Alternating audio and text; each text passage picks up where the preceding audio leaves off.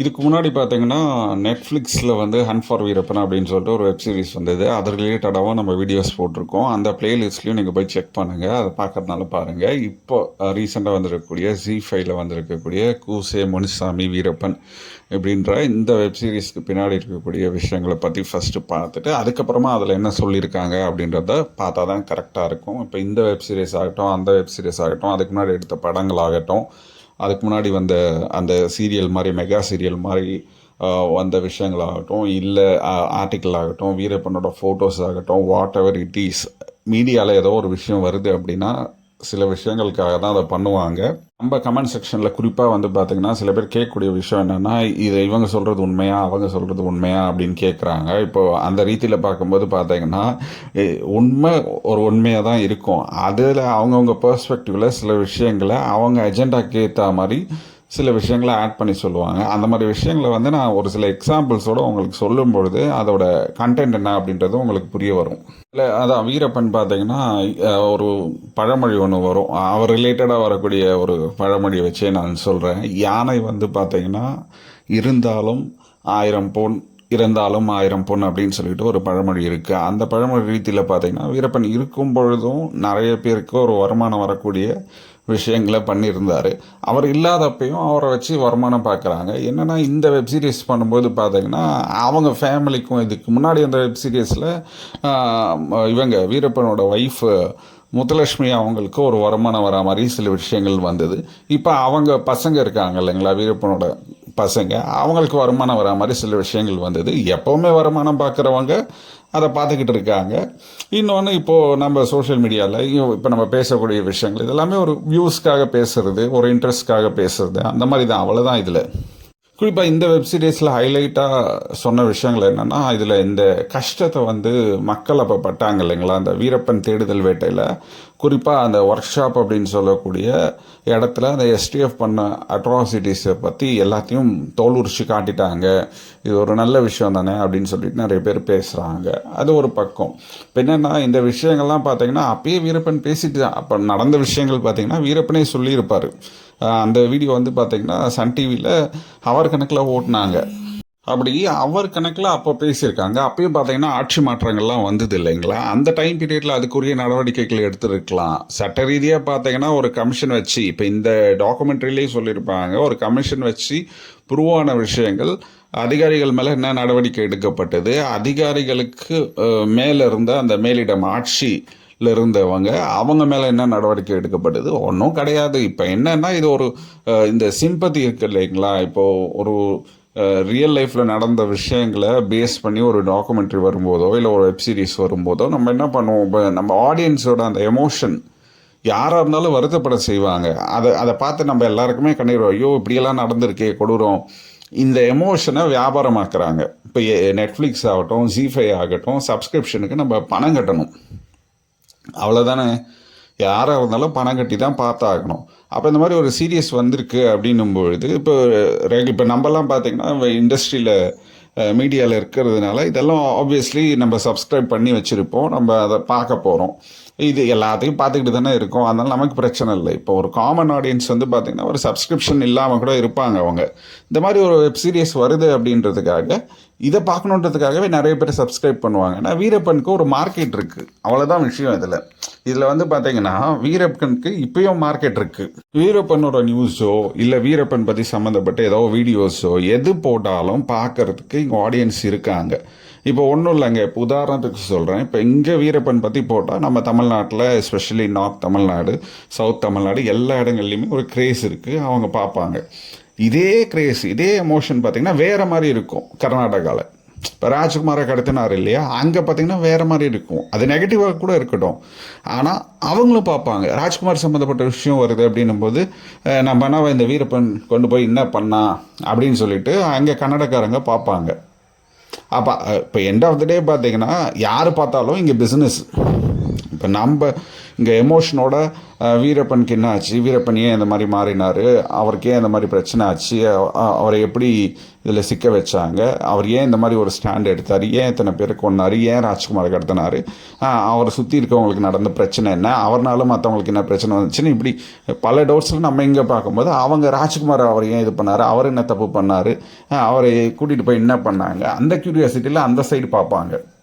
இன்னும் ஜென்ரலாக இருக்கக்கூடியவங்க கூட பார்த்தீங்கன்னா இப்போ ஃபாரஸ்ட் டிபார்ட்மெண்ட்டை சேர்ந்தவங்க அவங்களோட ஃபேமிலி ஃப்ரெண்ட்ஸு அவங்கெல்லாம் பார்த்தீங்கன்னா அவங்கெல்லாம் அவ்வளோ எஃபர்ட் போட்டாங்களே. எஸ்டிஎஃப்பை சேர்ந்தவங்களோட ஃபேமிலியும் இருக்குது, அதில் நேர்மையாக இருந்தவங்களும் இருக்காங்க, அவங்களோட ஃபேமிலியில் உயிர் இருந்தவங்கெல்லாம் இருப்பாங்க இல்லையா, அவங்கெல்லாம் ஒரு எமோஷனோட இதை உட்காந்து பார்ப்பாங்க. அப்படி பார்க்கும்பொழுது என்ன ஆகும்னா, யார் பார்த்தாலும் வருமானங்க, இதை வச்சு காசு பண்ணணும்.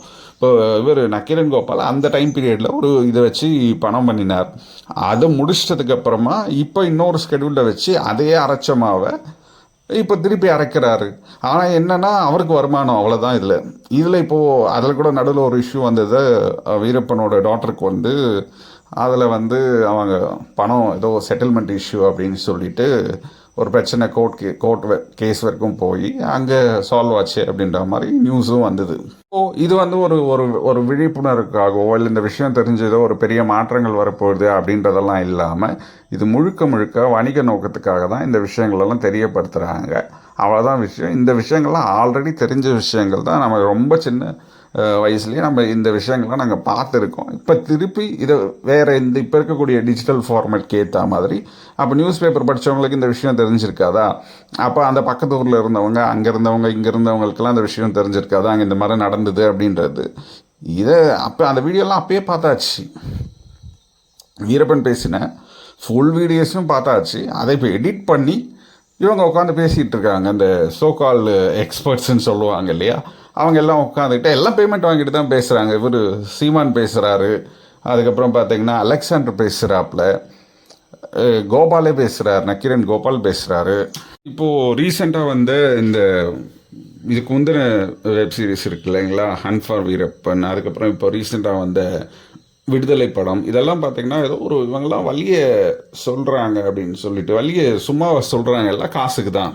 இப்போ அவங்களையும் நம்ம குறை சொல்ல முடியாது. இப்போது அவங்க வழியெல்லாம் சொல்லிட்டாங்க, இப்போ அவங்க காசுக்காக பண்ணுறாங்க அப்படின்னா கூட சரி, ஏதோ அவங்க ஒரு பர்பஸ்க்காக பண்ணால் கூட பொதுமக்கள் நம்ம அதெல்லாம் பார்த்துட்டு அப்படியே உடனே அவேர்னஸ் வந்துட்டு ஓட்டுக்காக பணம் வாங்காமல் நியாயமான அதிகாரிகளை தேர்ந்தெடுக்கிறதாகட்டும், இல்லை லஞ்சம் வாங்குகிற அதிகாரிகளை காட்டி கொடுக்க போகிறோமா, ஒன்றும் கிடையாது. லஞ்சம் வாங்குகிற அதிகாரிகளுக்கு யார் லஞ்சம் தராங்க? இப்போ வீரப்பன் கதையில் சொல்லுவாங்க இல்லையா, வீரப்பன் சந்தன மரம் ஓட்டினார், அதுக்கப்புறம் பார்த்தீங்கன்னா தந்தங்கள்லாம் விற்றார் அப்படின்னா அதை யார் வாங்கினாங்கன்னு கேள்வி கேட்குறாங்க இல்லையா. இங்கே லஞ்சம் கொடுக்குறாங்க அதிகாரிகளுக்கு. இப்போ அதிகாரிகள் ரிலேட்டடாக வர்றதுனால அதிகாரிகள்லாம் லஞ்சம் வாங்குறாங்கன்னு சொல்கிறாங்க. இப்போ லஞ்சம் யார் கொடுக்கறது? பொதுமக்கள் நாம் தானே கொடுத்துக்கிட்டு இருக்கோம். அதை நிறுத்த போகிறோமா? அவங்கெல்லாம் ஓட்டுக்கு பணம் கொடுக்குறாங்க அரசியல்வாதிகள்னு சொல்லிகிட்டு இருக்காங்க. நாம் தானே பணம் வாங்கிட்டு இருக்கோம். அதெல்லாம் வாங்காமல் நம்மளால் இருக்க முடியுமா? முடியாது. அதனால் இது சும்மா இது ஒரு இது, அவ்வளோதான். சரிப்பா, நீ ஏன்ப்பா இதை பற்றி பேசிகிட்டு இருக்க அப்படின்னா, ஆப்வியஸ்லி எனக்கு இது வியூஸ் ஃபஸ்ட் வந்து பார்த்திங்கன்னா சும்மா ஒரு நிறைய பேருக்கு இந்த விஷயம் பேசினா ரீச் ஆகும். இப்போ நார்மலாக நம்ம ஏதோ ஒரு விஷயம் ஒன்றும் இல்லை, இப்போ எந்த அரசியல் ரீதியான கண்டென்ட் பேசினாலோ இல்லை வேறு எந்த நம்ம சேனலில் நிறைய டாபிக்ஸ் பேசிக்கிட்டு இருக்கோம்.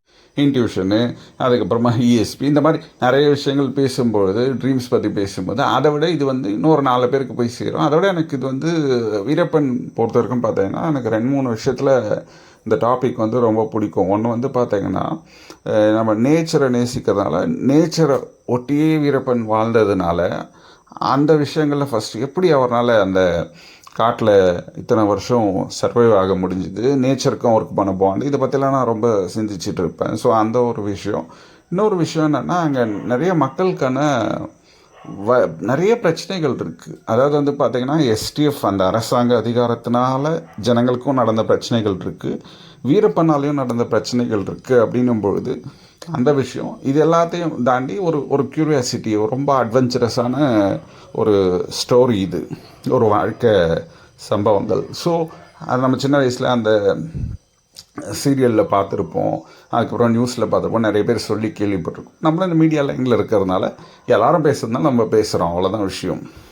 இப்போது அடுத்த பகுதிகளில் பார்த்திங்கன்னா அந்த ஒரு டாபிக்ஸ் பார்த்திங்கன்னா அதில் என்னென்ன ஷேர் பண்ணாங்க, என்னென்ன ஷேர் பண்ணாமல் விட்டாங்க அப்படின்ற விஷயங்களை பற்றி நம்ம பேசுவோம். அதுபடி இதுதான் இங்கே வந்து பார்த்திங்கன்னா ஒரு வீரப்பனை வந்து ஹீரோவாக பார்க்கக்கூடிய வெகுஜன மக்கள் தமிழ்நாட்டில் இருக்காங்க. அதே மாதிரி பார்த்திங்கன்னா வீரப்பனை வந்து ஒரு ஒரு ஆன்டி சோஷியல் எலமெண்ட்டாக பார்க்கக்கூடிய சில மக்களும் இருக்காங்க. இப்போது டிஎஃப்ஓ ஸ்ரீனிவாச கடவுளாக நினைக்கக்கூடிய தமிழ்நாட்டு மக்களில் சில பேர் இருக்காங்க, ஒரு குறிப்பிட்ட பேர். இப்போ அவங்களுக்கு வீரப்பன் அகென்ஸ்டாக தான் இருக்கும். இப்போ வீரப்பனால் பாதிக்கப்பட்டவங்க பார்த்தீங்கன்னா வீரப்பனுக்கு எப்படி ஃபேவராக இருப்பாங்க. அந்த மாதிரி இது ஒரு ஹீரோ வில்லன் சப்ஜெக்ட் மாதிரி. இப்போது அந்த பழைய காலத்தில் எப்படி ராமாயணத்தில் எப்படி ராமர் ஹீரோவாக நிறைய பேருக்கு இருப்பாங்களோ, அதே மாதிரி ராவணன் வில்லனாக சில பேருக்கு இருப்பாங்க. இப்போ ட்ரெண்டும் மாறுதில்லை. இப்போ ராவணனுக்கு இங்கே ஃபாலோவர்ஸ் வந்த மாதிரி அப்படி தான் இந்த கதை வந்து மூவ் ஆகிக்கிட்டு இருக்கும். இவ்வளோ தான் இதில் இருக்கக்கூடிய விஷயமே. சில டைம் நம்ம யோசிக்கிறது இவங்களுக்கு இந்த இதில் வந்து பார்த்திங்கன்னா வீரப்பன் ஸ்டோரி பார்த்திங்கன்னா ஆல்மோஸ்ட் வந்து ராமாயண ஸ்டோரியோட கூட ரிலேட் ஆகிற மாதிரி கூட இருக்கும். இப்போ வீரப்பன் வந்து காட்டில் இருக்கிறதுனால இப்போ டிஎஃப்ஓ ஸ்ரீனிவாஸ் வந்து இங்கே வரும்போது பார்த்திங்கன்னா இது ராமன் வெர்சஸ் ராவணன் அப்படின்ற மாதிரி ஒரு டாப்பிக்கில் கூட வரும். அதில் பார்த்திங்கன்னா ராமாயண இது கதையில் பார்த்திங்கன்னா சூர்பனகை எப்படி ராவனோட சிஸ்டர் இன்வால்வ் ஆவாங்களோ, அதே மாதிரி பார்த்திங்கன்னா ராவனோட பிரதர் கும்பகர்ணன், விபூஷணன் இவங்களாம் இன்வால்வ் ஆகிற மாதிரி வீரப்பனோட பிரதர்ஸும் இந்த டிஎஃப்ஓ ஸ்ரீனிவாஸோட இன்வால்வ் ஆவாங்க, சிஸ்டரும் இன்வால்வ் ஆவாங்க. அந்த மாதிரி ஸ்டோரி வந்து ஒரு இன்ட்ரெஸ்டிங்கான ஒரு ஸ்டோரி. குட் வெர்சஸ் சிவில் அப்படின்ற மாதிரி அந்த சைடில் இருக்கவங்களுக்கு தெரியும்.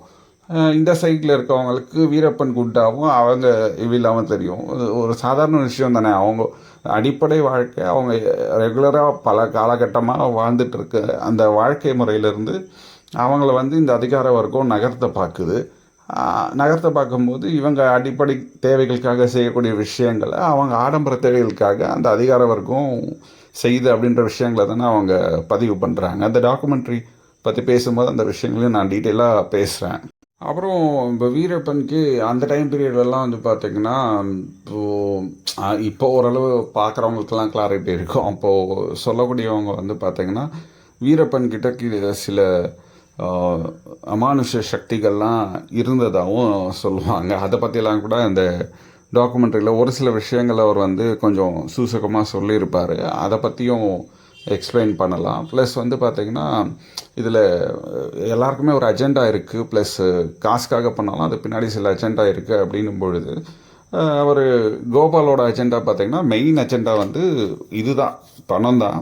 அதோட அடிஷ்னலாக பார்த்திங்கன்னா அவருக்கு அப்போது இருந்த ஒரு ஆட்சியாளர் மேலே கொஞ்சம் ஒரு வெஞ்சன்ஸ் இருந்தது இல்லையா, அதை கூட இந்த டாக்குமெண்ட்ரியில் அது அந்த அந்த பார்ட் வரும்போது அதில் நான் அவரை எக்ஸ்பிளைன் பண்ணியிருப்பார். அதை பேஸ் பண்ணி சொல்கிறேன் நான்.